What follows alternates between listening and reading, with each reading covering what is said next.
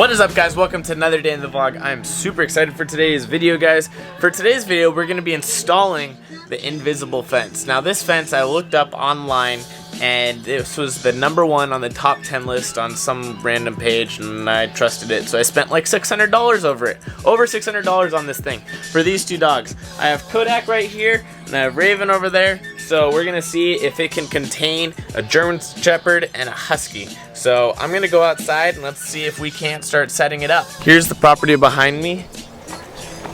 The idea is that we're trying to keep them outside of this pond area, and obviously they're working on this type of construction stuff right here.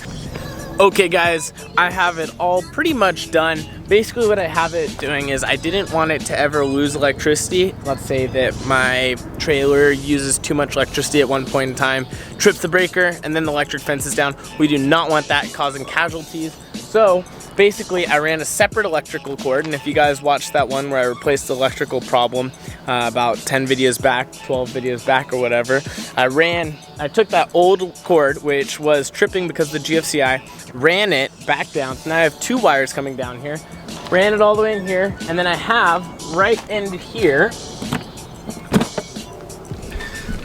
this awesome setup.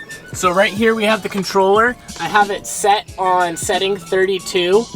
Setting 32, guys, basically just means the space of how far you want it to affect on either side of the wire. So let's say you have it on setting #1, then it'll only activate if they're like right on top of the actual thing. It's not necessarily feet, it's kind of like every like 6 to 8 inches or whatever. So I have it set to 32, which turns out to be a roughly 10 feet around on either side.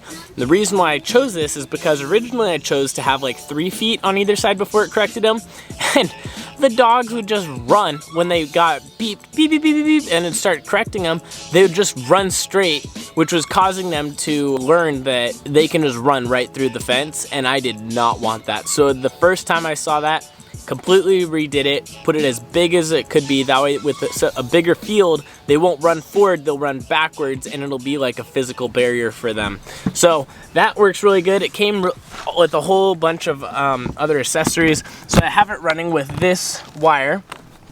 It uses an AM signal, so I have it coming down, wrapping underground, and then I actually rented a weed eater with the brush attachment, the blade. Basically just dug this channel all the way around, have it teeing right there. I'm eventually gonna put up another one up at the top, that way the gate can be just wide open and then the dogs won't run out, which will be really nice. Coming down in here, when it's twisted, you want about approximately 10 twists per foot, and then it'll cancel out if you don't have enough of the wire. And I have it all marked with all these white flags, and I trained the dogs, that way I showed them the flag and I said no, and so now they know that there's this thing. I installed this all yesterday, and just kind of walking around, it became very tiresome, and this is all still a construction area, so I just stapled it down to the ground, which this is outdoor quality stuff, which is why I chose to do that. And I figured that, you know, I want a good grade, so now I don't have to worry about any of this. This whole fenced area is perfect. The dogs stay out of it. They're literally, it's the first day that I have them, and they're both like underneath the trailer way over there. Raven, come here. Come here. Come here, guys. Raven, Kodak. They're both like kind of afraid of this area because whenever they hear a beeping, they're like, oh my gosh, and they just start running because they don't want to get shocked. I mean, I wouldn't want to be either. So in that regard, it's really good that like they just kind of need to test the border and find their border, and once they find it, then it'll be all good.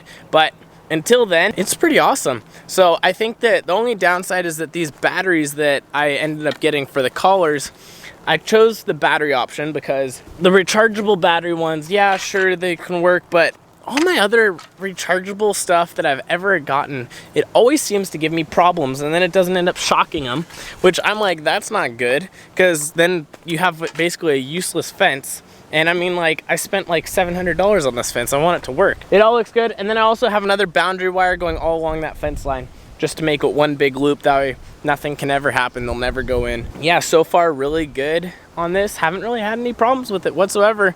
The dogs are a little skittish, but you know, it is what it is. They'll kind of figure it out. That's just something that'll come with time, obviously. So guys, please make sure to hit that subscribe button. I've been going daily for over 2 months now, guys. That is absolutely insane. Alrighty guys, we're approaching 300 subscribers. I'm excited for that. And without further ado guys, I will see you guys tomorrow on the next one. Nothing left to say, I guess it's time to end it.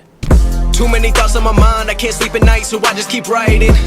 I don't need no help, I don't need opinions, so don't waste my time then.